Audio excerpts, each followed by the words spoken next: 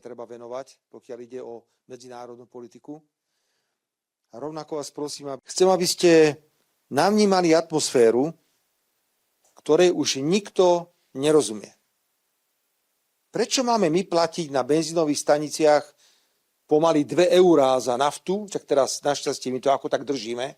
Naše ceny z hľadiska nafty a benzínu patria medzi najnižšie v celej Európskej únii. Z pohľadu V4 sme v prípade nafty najnižší.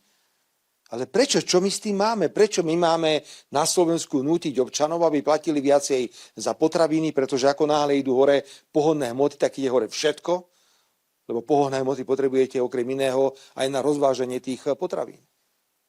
Pýtame sa, prečo máme platiť za to, že je nejaká vojna na Ukrajine. Našťastie tá Venezuela je ďaleko, ale príde na rad Kuba. Asi 80, možno 100 ochráncov, ktorí strážili objekt silnejšiemu. Sme tu v Európe a v Európskej únii boli silnejší a mali viacej rozumu, tak sa mnohé veci nemuseli stať. Európska únia, vážení priatelia, je perfektný projekt. Hovorím o projekte. Je perfektná organizácia.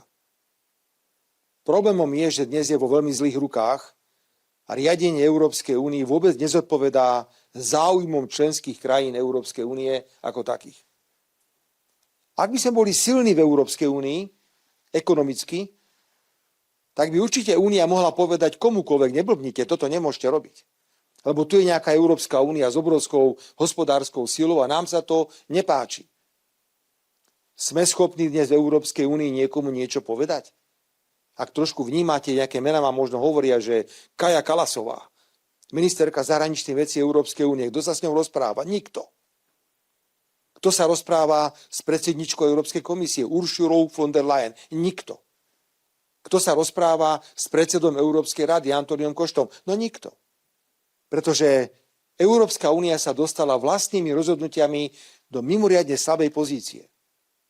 A tie rozhodnutia predovšetkým spočívajú v tom, že sme akceptovali nezmyselné zelené ciele. Dali sme si také ciele v oblasti ochrany klímy, že nemôžeme konkurovať s krajinami ako je Čína, dokonca niektoré krajiny v Latinskej Amerike. Nemôžeme konkurovať s Indiou.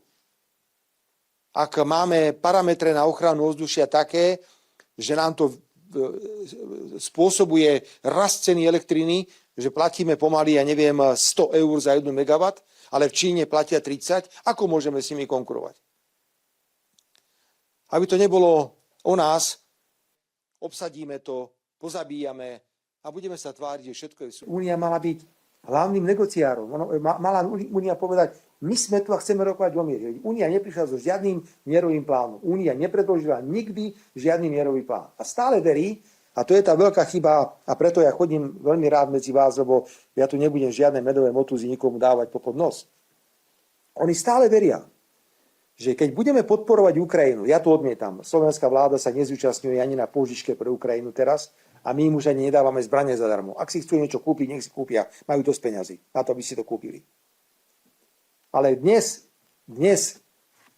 pri tej predstave, že Únia nie je schopná ponúknuť nič hľadiska mieru a stále iba hovorí, že vojna, tak musí každý akceptovať odpoveď, prečo to tak je. Lebo veria, že cez podporu Ukrajiny sa bude oslabovať Ruská federácia. Toto je ten problém. Je nejaká stratégia, že poďme to Rusko dostať na kolena.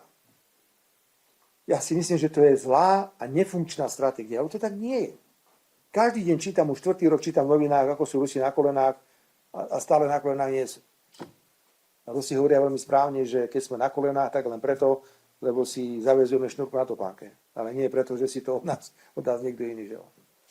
Ako to prebehlo tu. Pekný deň, všetko dobre, ďakujem vám pekne. Then like, share and subscribe to Mirror Now.